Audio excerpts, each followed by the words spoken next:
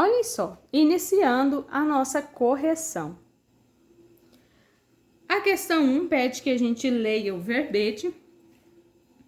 E na letra A, pinte no verbete a palavra floresta dividida em sílabas.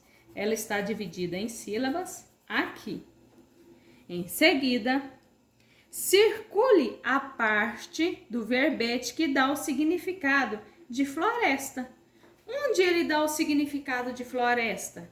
Aqui, onde ele fala que é o lugar que existem grandes e muitas árvores bem próximas umas das outras, e também a floresta ocupa uma grande extensão de terra e nela vivem muitos animais.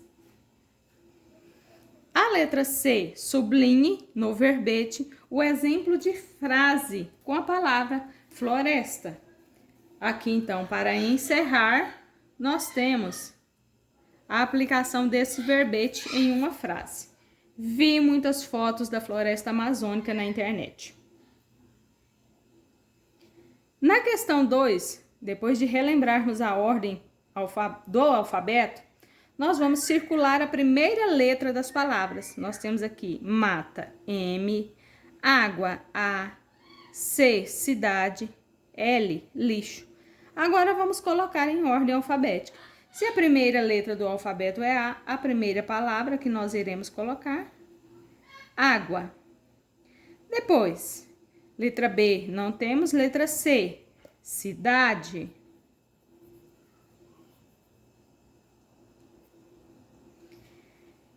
Letra D, não temos. E, também não. F, G, H, I, J, K, L.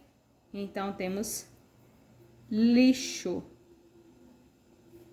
E, para encerrar, mata. Porque depois do L, M. Aqui encerramos.